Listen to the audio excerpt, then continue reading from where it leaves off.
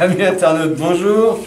Alors aujourd'hui nous allons voir comment bouturer un figuier de barbarie. Un figuier de barbarie.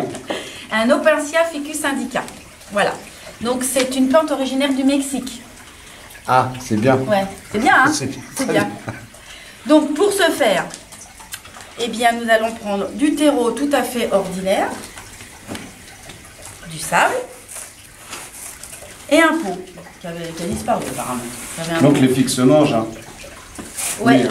Mais là, est-ce que je pourrais avoir un pot, monsieur? Ben, je vous en avais donné 2. Merci. Donc, on va faire le mélange pour pouvoir accueillir la bouture que nous allons faire en direct. Je vous en prie, allez-y, parce que je n'y connais pas. Donc, on mélange.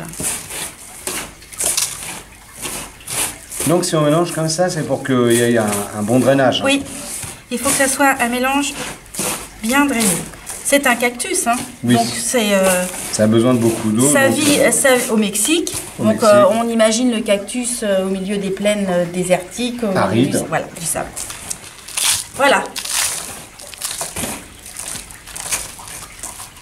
Donc de préférence, mais ça, chacun fait comme il veut. Moi j'arrose avant, personnellement, avant de mettre la bouture et après je l'arrose plus. Donc, je sais pas, on a peut-être un arrosoir ou quelque chose. Oui, bien sûr, absolument, je vais vous chercher ça. Le temps que vous préleviez la raquette. Et il faut se munir de gants. Parce que le figuier a cette particularité d'avoir des petites épines, alors qui sont pas vraiment visibles à l'œil nu.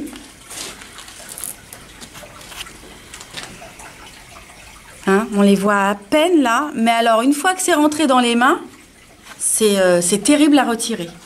Donc on va se mettre des gants et on va prélever. Alors on va lui retirer une partie, voilà. Voilà. Et cette partie-là s'appelle la raquette. Donc il n'y a pas besoin d'outils. Il n'y a pas besoin d'outils. D'accord? Et on avait même on s'était même fait la remarque des feuilles. Il y a des toutes petites feuilles recourbées. Alors, je ne sais pas si on les verra. Si, on va les voir. Vas-y, à la caméra. Alors, mais c'est intéressant. Si Dominique s'approche, là, on les voit. Toutes petites feuilles qui sont recourbées comme ça. Alors, c'est des touffes de poils quasiment invisibles, mais qui sont très, très irritantes. On a du mal à s'en débarrasser une fois qu'on les a dans la main. Donc, c'est une plante qui ne supporte pas... en théorie, en dessous de 5 degrés. Enfin bon, on en a vu que nous, on résistait à 1 degré, ça allait bien. Donc, faut pas non plus les faire geler. Oui, bien sûr, voilà. De toute façon... Et le principe, c'est de les laisser sécher. Alors, on va les laisser sécher combien de temps? Alors, on a fait une expérience avant de tourner la vidéo. Elle a été prélevée, cette raquette-là a été prélevée le 2 septembre. Oui. Et on l'a mis dans son substrat, donc dans son pot, le 9 septembre. Voilà. Ça, c'était... Et nous sommes le... Alors, là, on l'a laissé sécher, hein, prélevé le 2 septembre, comme ça, à l'air libre, dans une caisse, et on l'a mis en terre le 9 septembre. D'accord? Et aujourd'hui, nous sommes le 16 décembre, et notre Opuntia a bien raciné. Oh, mais c'est facile, hein? C'est facile. Voilà. Celle-ci, on avait fait une expérience un peu plus en amont. C'est sympa, hein? Elle a été faite le 12 juillet. D'accord? Donc, on a mis nos 2 raquettes dans la terre le 12 juillet. Et il a déjà fait d'autres jeunes raquettes. Mais alors, quand tu les as faites, elles étaient comme ça? Alors, la première... elle était à double raquette. Ah, elle était déjà à double. Oui, elle était à double et l'autre était simple. Et est apparue celle-ci et les 2 petites. Donc là, on va finir notre... Voilà, moi j'arrose. De préférence, j'arrose. Donc là, on arrose une fois, d'accord. Voilà. On l'a laissé sécher combien de temps la raquette? Ouais, 10 jours à peu près. Température? À 20 degrés. 20 degrés. On l'a laissé, oui, 25 degrés, on l'a laissé. Elle a commencé légèrement à se flétrir.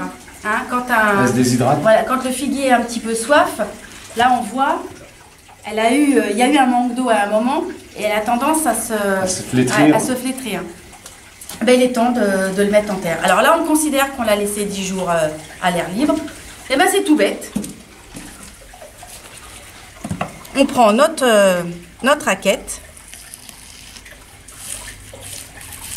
on la borne et on lui fiche la paix. Parce que là, notre substrat est bien mouillé déjà.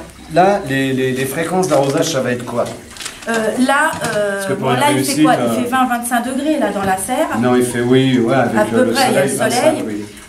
Moi, je pense qu'il va falloir attendre une bonne quinzaine de jours avant de réarroser. Donc, on attend que ça se ressuie complètement. Oui.